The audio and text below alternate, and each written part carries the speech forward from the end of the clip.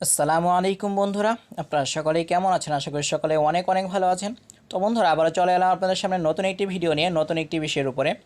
বন্ধুরা, আজ আমি আপনাদের সাথে আলোচনা করব যে আপনাদের যে VIP account, VIP Facebook account রয়েছে, অর্থাৎ আপনারা যেটা ভিআইপি অ্যাকাউন্ট বলে থাকেন, ফেসবুক যেটাকে ভিআইপি অ্যাকাউন্ট বলে না, আমরা সাধারণত সেটাকে স্টাইলিশ অ্যাকাউন্ট বলা হয়ে থাকে।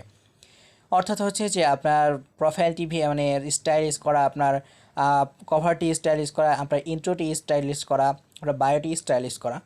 তো বন্ধুরা, আজকে সেই অ্যাকাউন্টটি নিয়ে আমি আপনাদের সাথে আলোচনা করব। সেই অ্যাকাউন্টে এই অ্যাকাউন্ট দ্বারা আপনার কী লাভ হতে পারে এবং কি ক্ষতি হতে পারে। তো বন্ধুরা, প্রত্যেকটি জিনিসেরই দুটি দিক থেকে থাকে, একটি হচ্ছে ভালো দিক আর একটি হচ্ছে খারাপ দিক। আর আমি আজকে আপনাদের ভিআইপি অ্যাকাউন্টের সেই দুটি বিষয় নিয়ে আজ আমি আলোচনা করব। তো বন্ধুরা, চলুন দেরি না করে আমরা আমাদের ভিডিওতে চলে যাই। ভিডিওটি শুরু করার আগে যে কথাটি না বললেই নয়, যদি আপনি আমার চ্যানেলে নতুন দর্শক হয়ে থাকেন তাহলে অবশ্যই সাবস্ক্রাইব করে পাশে থাকা বেল আইকনটি চেপে দিতে ভুলবেন না। তো বন্ধুরা, ভিডিওটির সব কিছু বিষয় বোঝার জন্য আমরা চলে যাব আমাদের ফেসবুক অ্যাপসে। তো বন্ধুরা, এখান থেকে আমরা চলে যাব প্রোফাইলে। বন্ধুরা, দেখতেই পাচ্ছেন এটি একটি স্টাইলিশ প্রোফাইলের মতোই বা অ্যাকাউন্টের মতোই বা ভিআইপি অ্যাকাউন্টের মতোই, শুধু প্রোফাইল দেওয়া নেই আর কভার ফটো দেওয়া নেই।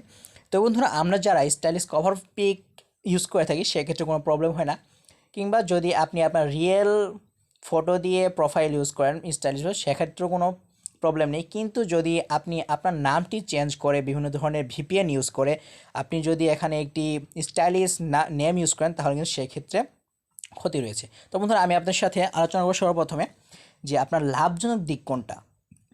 তো বন্ধুরা, আমাদের দুনিয়ায় কিংবা আমাদের যে বর্তমান সোসাইটিতে সবাই কিন্তু সুন্দর জিনিস পছন্দ করে। জিনিসটি ভালো হোক কিংবা খারাপ সেটি দেখার পরে আগে দেখতে হয় যে জিনিসটি উপরে দেখতে কেমন সুন্দর। তো এই জিনিসটিও এমনই।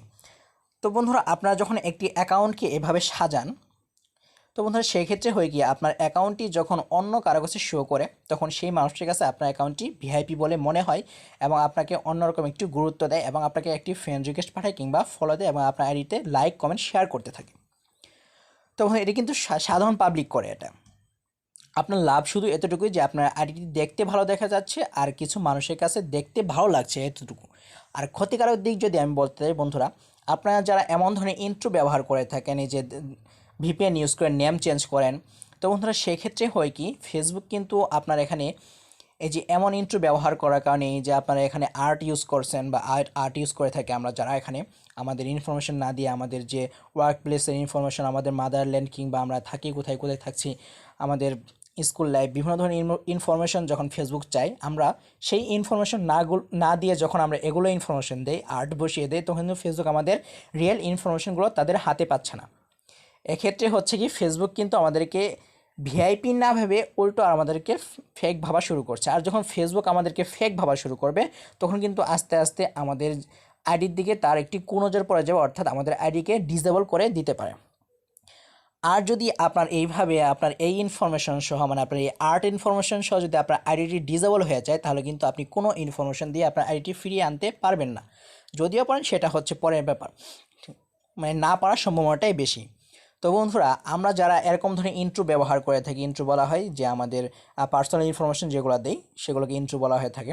তো বন্ধুরা, আমরা যারা এরকম ইন্ট্রো ব্যবহার করে থাকি তারা আমাদের আইডিকে বাঁচাতে চাইলে এরকম ইন্ট্রো ব্যবহার হতে বিরত থাকুন। আপনি প্রোফাইল চেঞ্জ করেন কিংবা কভার ফটো আপনারা বিভিন্ন স্টাইলিশভাবে দেন, সেটা আলাদা ব্যাপার। কিন্তু এই যে আপনারা যারা বিভিন্ন ধরনের ভিপিএন ইউজ করে নেম চেঞ্জ করেন, স্টাইলিশ নেম দেন, কিংবা এই যে এরকম ধরনের ইন্ট্রোতে আপনারা বিভিন্ন ধরনের আর্ট ব্যবহার করে থাকেন ইনফরমেশনের বদলে, তারা কিন্তু আপনাদের আইডিকে ঝুঁকির মুখে ফেলছেন। তো বন্ধুরা, আপনারা আপনার আইডিকে বাঁচানোর জন্য বা ঝুঁকির মুখ থেকে বাঁচিয়ে আনার জন্য আপনারা এরকম ইন্ট্রো কিংবা এরকম ভিপিএন ইউজ করা থেকে বিরত থাকবেন। তো বন্ধুরা, আশা করি আপনারা আমার ভিডিওটি বুঝতে পেরেছেন। যদি আমার ভিডিওটি আপনাদের কাছে ভালো লেগে থাকে তাহলে অবশ্যই লাইক কমেন্ট অ্যান্ড শেয়ার করতে ভুলবেন না। তো বন্ধুরা, আবারও দেখা হচ্ছে নতুন কোনো ভিডিওতে নতুন কোনো বিষয় নিয়ে। সে পর্যন্ত সকলেই ভালো থাকবেন। আসসালামু আলাইকুম ওয়া রাহমাতুল্লাহি ওয়া বারাকাতুহু।